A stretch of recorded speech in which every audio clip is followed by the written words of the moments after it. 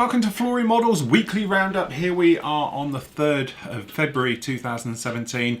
Yes, we have got a load of problems with the website at the moment. Thank you for all the messages. To be honest, I was up past midnight last night talking to technical support, trying to get them fixed on this one. To be honest, we're not even sure quite what's happened. The site obviously went down. That was just a server issue and all the rest of it. But something's changed, and honestly, I haven't touched a single thing with it or done anything with it. You can just go to it now. The site is working fine for non-members, no problem at all. You'll just go to florymodels.co.uk and you're great. Okay. The thing is, for some reason, members, when you go to log in, it says that florymodels.co.uk is not there. Okay, so we're not quite sure why it's doing that. They are on it at the moment. I've been with live technical support again this morning trying to work it out and everything else like that. They think they know what it is and now they're off to try and fix it. But at the time of doing this, and here we are just gone 20 past 10 Friday morning, it was still not letting you in. Now, there's the old-fashioned backdoor to the site, which is basically to go to, and hopefully I'll put the link down here, all right, which is if you go to promodeler.squarespace.com, that will let you in. Okay, so you'll go there, it appears like the site, because technically Squarespace are our domain company. They host everything we do. Great, we've had no downtime. It's just one of those things. When things go wrong, everyone knows about it. When it's working fine, you never know. And this is only, I think, the third time in 10 years that I've been with them we've ever had a major incident and a problem. Okay, and one of those was caused by me around about 2007. But this is the first time it's been really them. They do know about it. They're working on it and everything else. So what we're going to try and do is have it up and running. But it's there is a quick fix, as I say. So just basically go to ProModeler. So it's with two L's, .squarespace.com. Go in there and that will bring you to, looks just like Flory Model, exactly the same. It's the old original domain name with the company, and that bypasses all the different bits of security and everything else like that. And then just log in as normal, as you would, and use the site as you would normally, and you have no problem with it. Again, as I say, we're not quite sure. They're working on it. It may be fixed by the time you even get this. All right, so I'm hoping it will be. But generally, it's just one of those things. It's really, really annoying, especially when it's not me. I haven't touched a single thing with it. It was working. And then we know we had a few server problems on Wednesday, but then last night, again, it went totally. Then we got it back.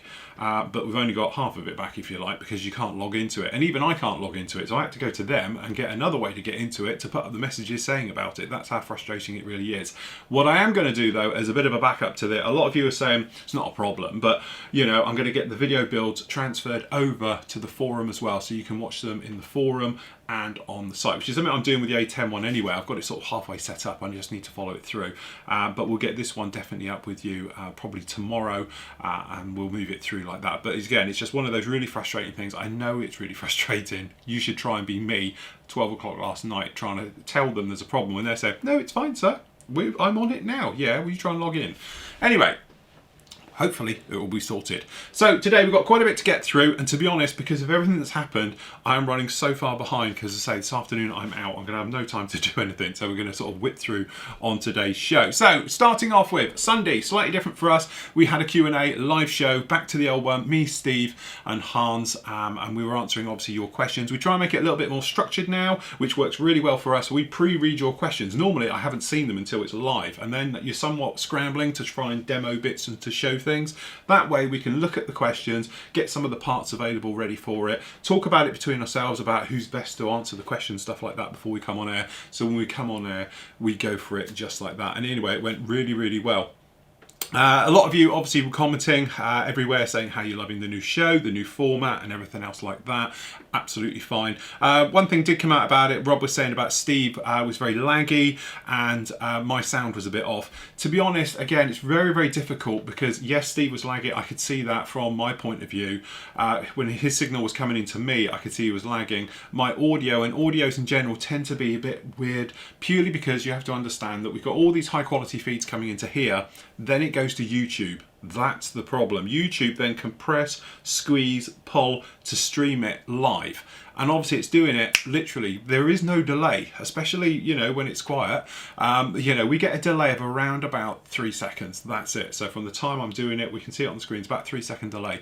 So it's very, very little anywhere in the world. You do going to get obviously streaming issues and stuff like that. That is just part of being live. Again, we don't have a satellite and doing all things like that. It is reluctant, you know, or reliable, I should say, or relying on copper in a lot of cases around the UK, as well as fibre optic. Luckily, with fibre optic, I've got 100 meg connection, but I say I'm reliant on everybody else's coming in and things like that. So generally, hopefully, we clear up these issues and go for it, but it is part of the beast, I'm afraid.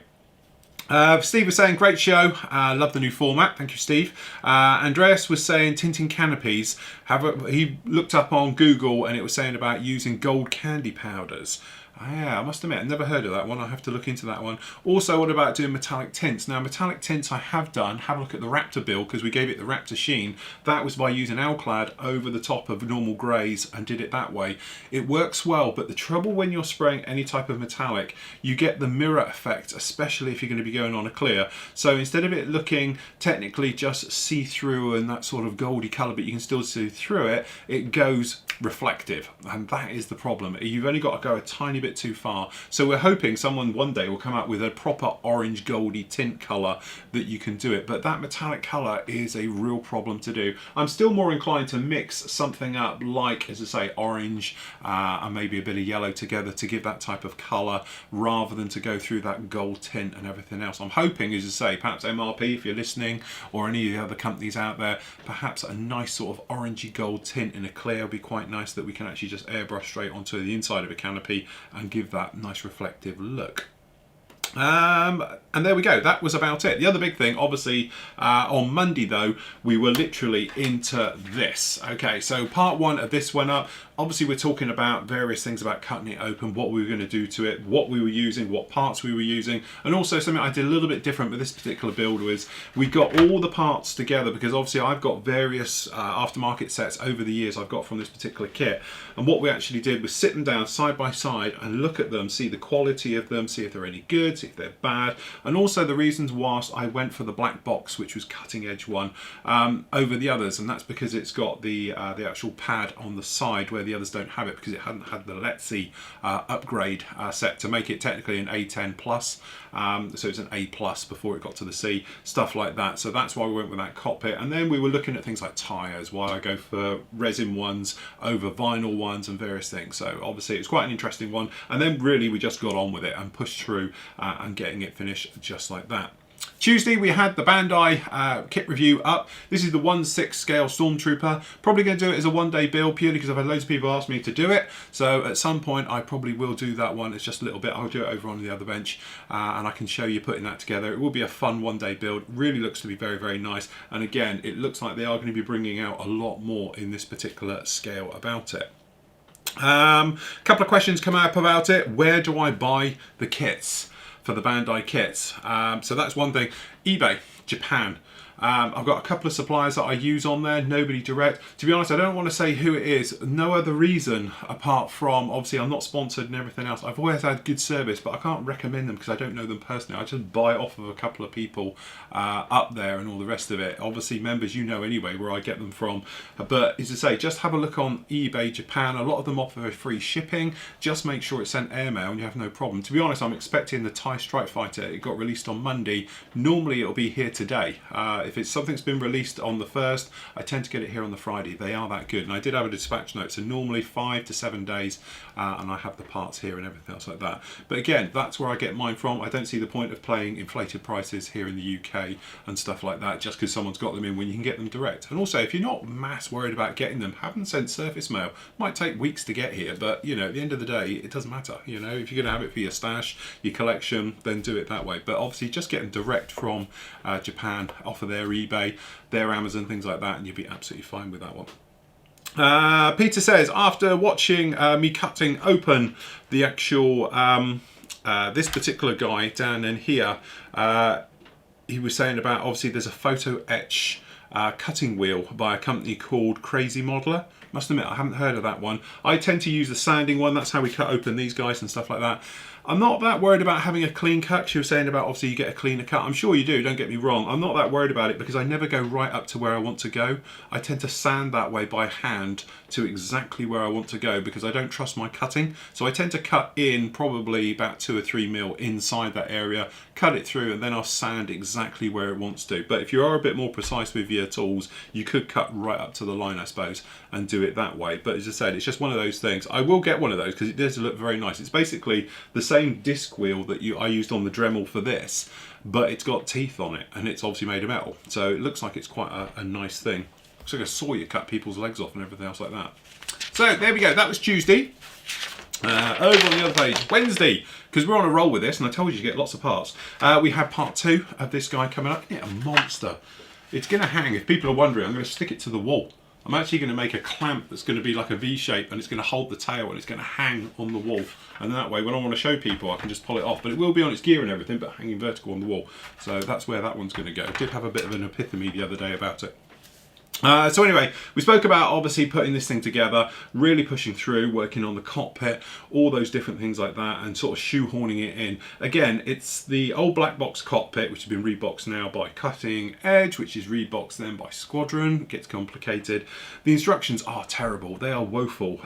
So you do that thing of just working it in. And after a while, like I always say, give up. Just put it in there any way you can to make it look right, and then you can worry about it afterwards, because otherwise you're just trying to get that perfect fit. Sometimes it's very hard to do that, so it's easier just to chuck it clean in and go for it like that. But anyway, we worked on obviously the cockpit and all the bits and pieces like that. It was really coming along very, very nicely on that one.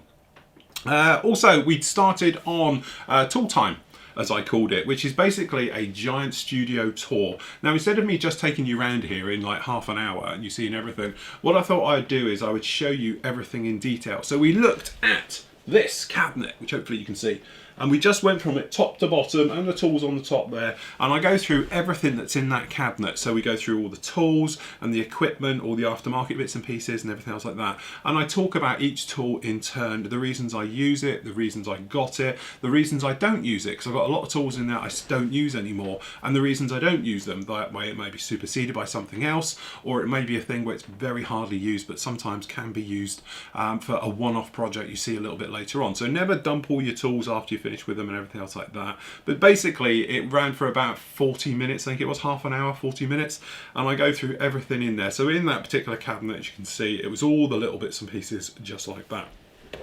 The other thing I spoke about in that particular show was this stuff, which is Plastic Magic, which again, I don't want to do a full thing on it yet because I'm sort of testing it in real life. I've used it on this build. I haven't used any other glue apart from that on this particular build, okay? So with it, it's a case of like, you know, let's see how it works, how it softens, how much shrinkage you get with it, and everything else like that. Once I finish with it, I will do a detailed review, because then I can give you a proper opinion of what I think of this glue down there. But I must say, so far so good. It's very, very nice. In fact, I'm liking it even over extra thin at the moment. We'll see if it suddenly starts sinking on me after a week, then obviously I won't. But anyway, Derek said about making it into styrene filler, which is my usual thing, which is this, which is literally styrene sheet, and I mix it with extra thin, which is something, you know, it's just a little free way of making it a good filler and everything else like that. I haven't tried it with this yet. I must admit, this is the only bottle of it I've got. I will take a couple of mil out, I'll pop it into one and we'll have a go with it.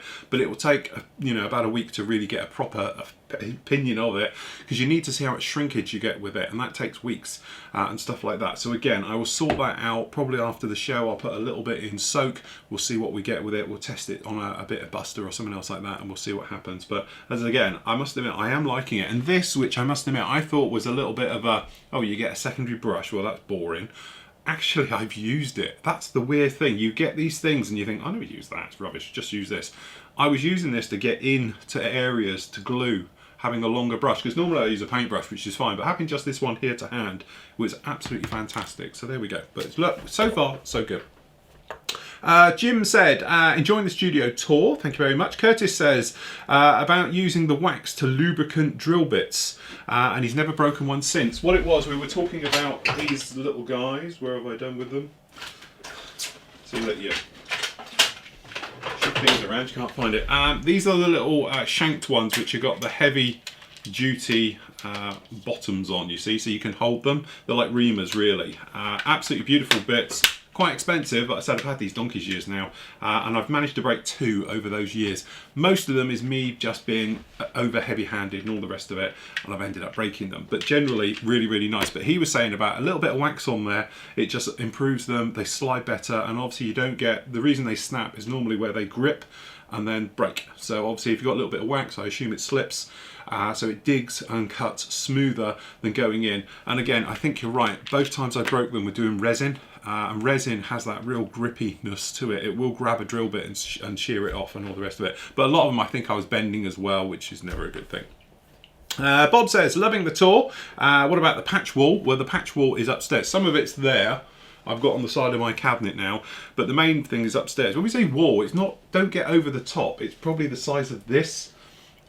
So yeah, it's not massive. But if anyone wants to send me a patches, you know, I'm a bit of a patch collector, so I'd be very delighted to receive any patches, especially if they're personal to you. I know a lot of the guys, I've got stuff up there from ambulance crews, fire departments, sheriff stuff from the US as well. Absolutely love it. So anything like that, I really do, because there's obviously a little story behind it as well, and that's what I love about them. Not just have a patch because you've got a patch and do it that way. Right, okay, so that was Wednesday. Thursday, to be honest, I know it took me a bit of time to do it, but we got the Meet My Metal SIG reveal video. Finally managed to get that one done.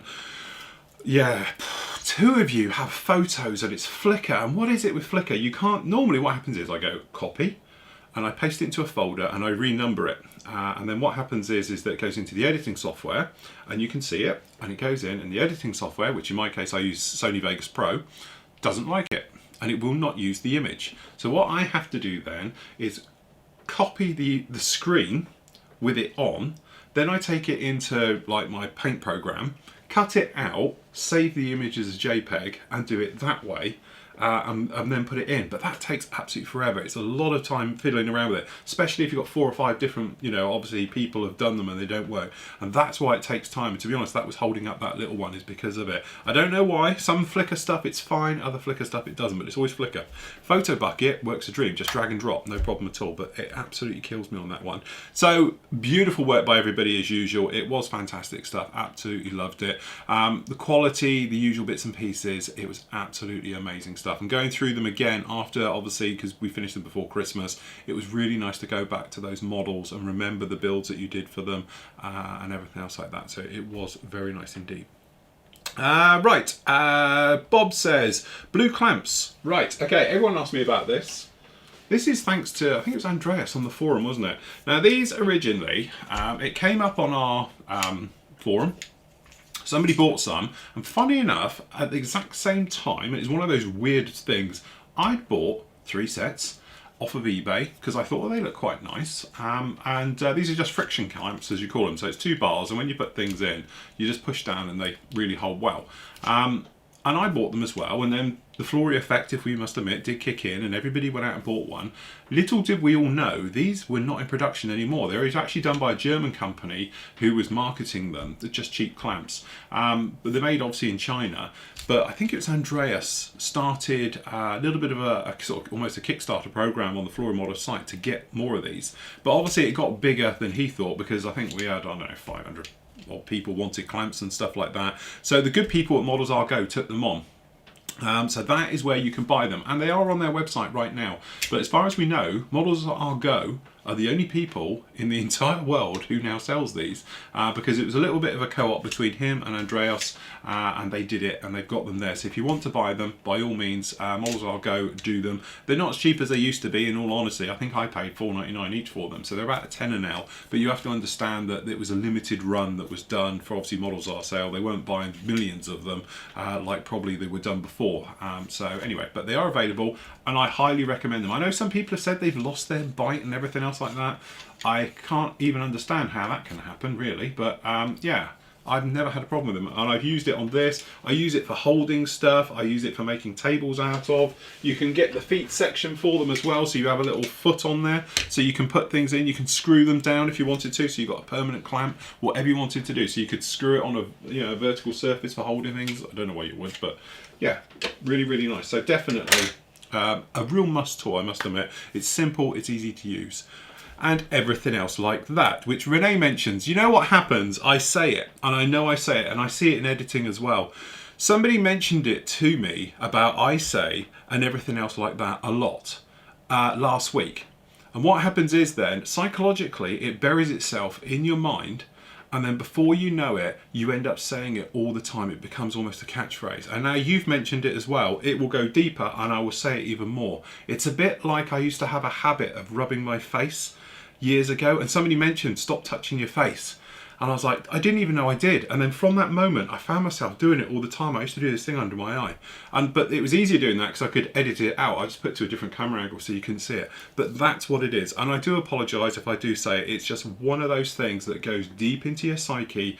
I have no control over it until I get to editing, so I don't even notice I'm doing it. But when people mention things, it makes it even worse, and it compresses the problem. And it's obviously like a stammer or anything else like that. If people are aware of it, suddenly it becomes a lot more of a problem. So I will try and stop saying it. I'll come up with something else. Everyone knows I have my little catchphrases. Also, I have a habit of putting in weird words amongst things, but I do that as my personal little thing. So anyway, that is about it. See, look, in my head, it's like, ugh. One thing, obviously today is really, really busy, so I'm not going to have time to do it today, but I will get it sorted for you on Monday, I promise. But this is this guy. Now, we do have to thank the guys at Graphic Air who've donated this airbrush for us to give away. Now, I'm going to do a full review of it. It's the Iwata HP-C+. Beautiful airbrush, don't get me wrong. I know I use Harder and Steenbeck, and I recommend them all the way. These are obviously my second choice, and I do have one. I do have my own one here as well. What have I got? I've got the HPCS version and everything else. I think that one's got the floating nozzle. Beautiful airbrush, I say. I'm going to do the full review of it. Normal thing, guys, all you got to do is be in the Flory Models forum, or the main site. I know that's a bit of a problem at the moment, but all you got to do is log in at some point between now and when we pull the draw on this one. And obviously we'll do this one at the end of the month, because next month we've got another one to give away. And we're going to give away obviously full set of sanders, full sets of washes, sticker sets, and all the bits and pieces. So your prize will be worth a couple of £100 at the end of this. But as a little bit of a plus as well, what I'm going to do as well, everybody who comments, positively preferably, in the YouTube channel, you're going to be entered into a secondary draw, and I'll give you a full set of sanders as well. Okay, so that'll be a little bit something. So we do something, because you guys in YouTube world and everything else, you come up with some great comments, gives us great feedback and everything else like that. So I'd like to give you a little bit of something as well. So obviously all you got to do is comment, give us a thumbs up, usual bits and pieces down on YouTube, and you'll be entered into it as well. Okay, so lots of good things with that. So, something a little bit different. I've been trying to get him to do it for absolute ages, and Steve reliably informs me he's going to do one as well, which he's got to now because Hans has done it, and it's great. But for ages, I've been trying to get Steve and Hans to do a little bit on camera to show them where they are with their builds each week. So Hans has done a fantastic one for you this week. So, over to you, Hans. Good afternoon, guys. It's Hans with Flory Models. This is my little segment I do for Phil's weekly wrap-up of his daily vlogs, and we'll just go over a couple of things that we just arrived at my house today. I got a couple of more extra sets for my issue 25 Ukrainian build, and we got the Edward mask set just came in, and if you look at the labels, most of these things come from Sprue Brothers, one of my favorite stores in the US to get stuff quickly shipped in. We'll open up everything else when we go through it. And there's the Edward exterior set. At first I wasn't planning to use this, but thought I'd add them to this build. It'll be interesting just to go over it. It's got some nice little parts to provide some extra detail to the build. And then lastly, we got the Quick Boost set, and has the small little antennas. They're just nicely refined details over the kit parts. So with that said, let's open up the mask set real quick. And most of you guys are pretty familiar with this. I'm just kind of showing you what we got there. So there's that guy. Let's get the good old frog foot out. There were some questions about using masks and stuff on the last weekly Q&A show. I'm not quite sure if you can see that. They're all die cut right there. And before I started this video, I already cleaned up the canopy, the old mask. But this is where we're at. One way to get these guys off the paper is just use a blade real carefully and just fold over an edge. Just gently pry it loose.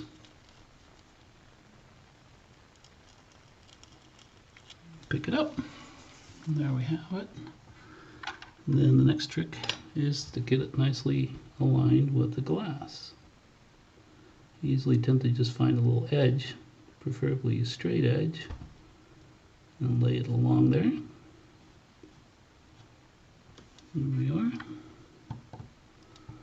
I'm not even pressing very hard yet, we're just laying it in the area where we want it to be. Just double check. There we go. And just a little bit of rub with the hand. There you go. And then one of the things I tend to do is press it down with a little cocktail stick on the edges so you don't get any bleed through. So we'll do that real quick. Just gently follow the edge. No need to press extremely hard. And just like so. That's all there is to it. And there's one glass piece nicely masked up, ready for paint. And that's how we'll do the rest. I won't bore you guys to tears with applying the rest. We'll put that out of the way. And then we'll work through this PE set real quick. Quite excited about getting this, to be honest. Let's open this guy up. Take a real quick look at this. So always with Edward, they come in these little bags. Always a little tricky to open up and not cut your instructions apart. But let's get that out of the way. And two very nice PE frets. Let's make sure we get the right side up. There's that one. And there's that one. Quite nice. See if we can get you a close-up without shaking the camera too much. But yeah, pretty impressed with that detail.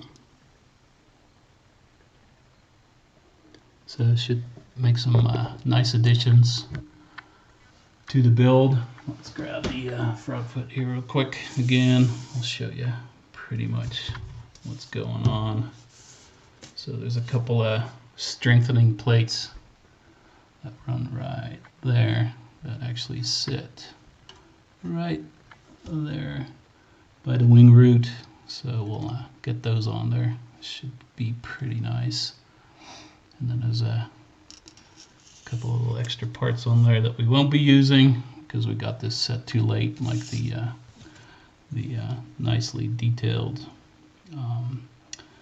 riveting plates that actually go right into the intake. Might try and stick them in there, but yeah, I'm pretty happy actually with the intakes. But what I'm really after are some of these little guys right here to provide some nice detail to the areas by the exhausts.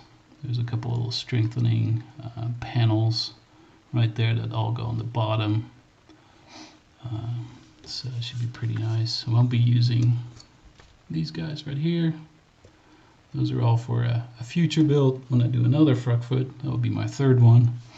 Always keep everything around, but I'll use the wheel well, the nose gear wheel well detail. There's a couple of little strengthening plates for the landing flaps.